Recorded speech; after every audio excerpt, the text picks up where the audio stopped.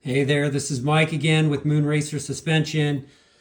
I know I have a suspension channel, but doing more about tools. I think I'm just more obsessed with these Japanese tools. Their fit, finish, and quality. This guy right here is the Koken 3725Z, which happens to be probably my favorite go-to ratchet. I don't think it's the prettiest. I don't think that it, looks the best by any means, but for some reason, it's the one that I always grab, unless I'm doing more like the fine detailed stuff. And then I'll grab this little KTC swivel head, which is the BRS W3S, which I absolutely love. And one thing I forgot to talk about in my last video is, it does have a little bit of back drag. I think it's going to loosen up once I get it, but it's nothing that I'm worried about, just in case folks have questions about that. That being said, the reason why I brought it up is because this Koken Zeal, which the Z series would be like, their Porsche, and their non-Z series would probably be like, let's say Volkswagen or Audi. Anyhow, this one is their top dog. It's kind of made for, you know, more of like the mechanic versus some of the knee pros, which is kind of toolbox jewelry, but very functional and works very well. I am so blown away by how little back drag this has. It's absolutely amazing. It's so light. Like, it's very seldom that a bolt that I'll actually have to unscrew the bolt by hand, because the back drag is so light that it allows for the ratchet to do most of the work. One thing a lot of folks don't like is the switch is in reverse to most ratchets. I think it has to do with the pawl mechanism, the way that it's designed inside. It's something that you get pretty used to. It's not anything that I've noticed of being an issue. Some people have said, that they've knocked it and had it go the other way. I haven't personally yet.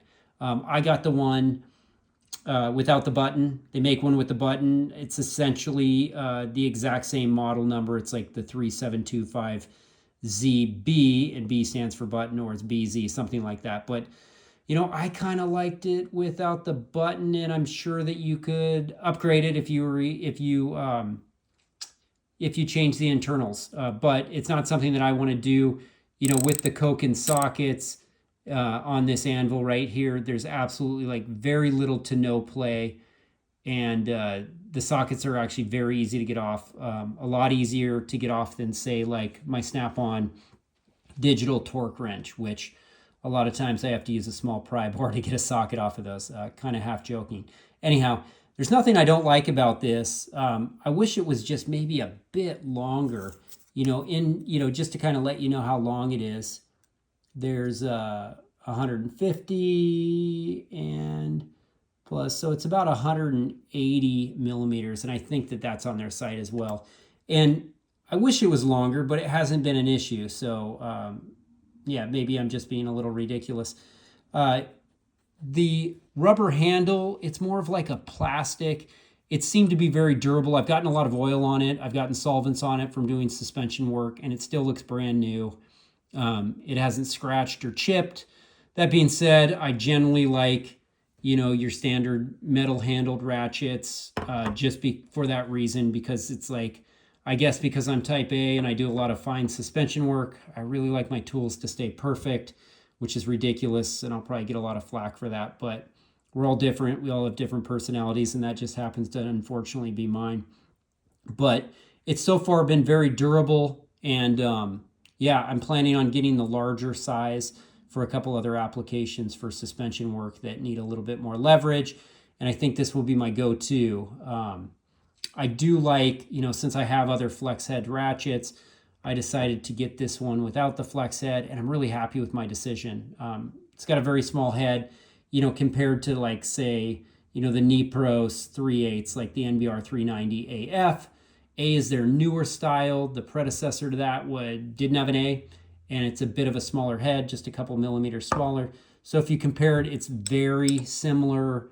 The Nipros might be a little bit narrower. If we look at it, we're looking at about 25 or 26. And if we look at the Koken, we're at about 26, 27 as far as back width. Side width, they're probably, it looks like the Koken might even be like a millimeter or so smaller. So it looks like it's about right around 14, 15 and about, yeah, 15. So very similar head size.